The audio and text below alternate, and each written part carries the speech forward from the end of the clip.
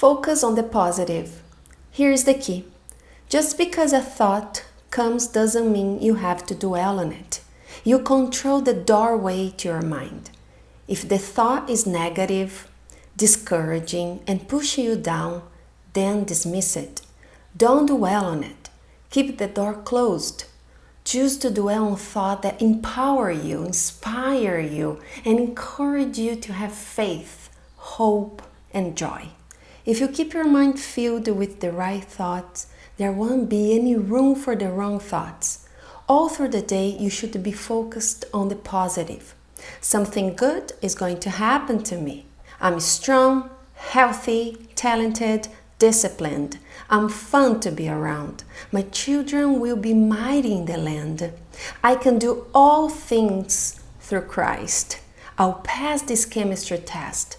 I'll meet the right person. I'll overcome this challenge. My best days are still out in front of me. When your mind is filled with thoughts of faith, hope, and victory, you draw in the good things of God.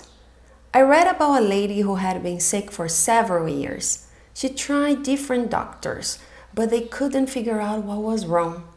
She was very negative, always talking about how she would never get well. Like a magnet, she kept drawing in more sickness. The real battle takes place in your mind. What are you dwelling on all day? That's what you are attracting. This lady went to another doctor and complained and told him she would never get well. Her negative comments went on and on. The doctor noticed her negative attitude. He decided to give her an unusual prescription. He'd never done this before. The doctor said, "Every hour that you're awake, I want you to say at least 6 times. I'm getting better and better every day in every way."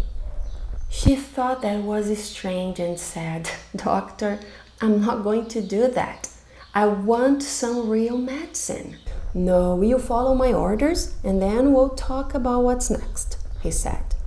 The patient started doing this 50 to 60 times a day, and before long her attitude began to change. Within a few days she was feeling better. A couple of weeks later her strength returned, and then her joy was back. A month later she was a different person. All the symptoms were gone.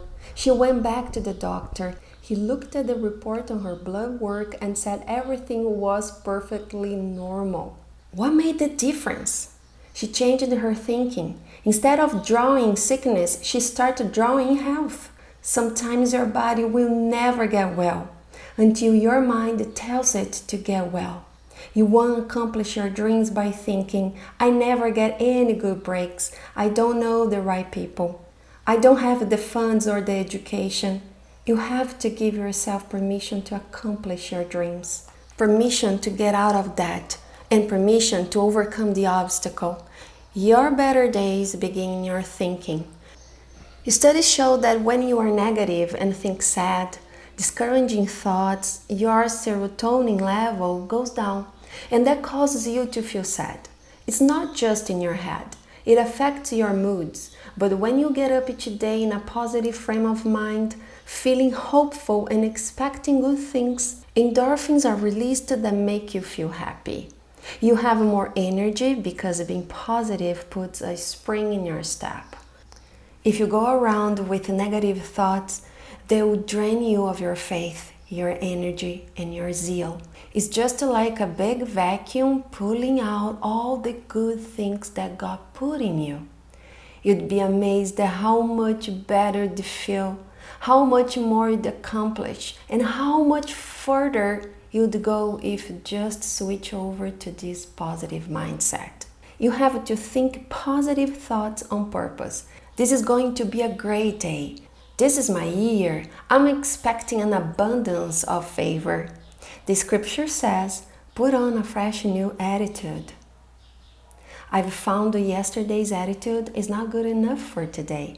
Every morning you have to consciously adopt a fresh attitude by thinking things like, I'm going to be happy today. I'm going to be good to people. I'm going to go with the flow and not get upset.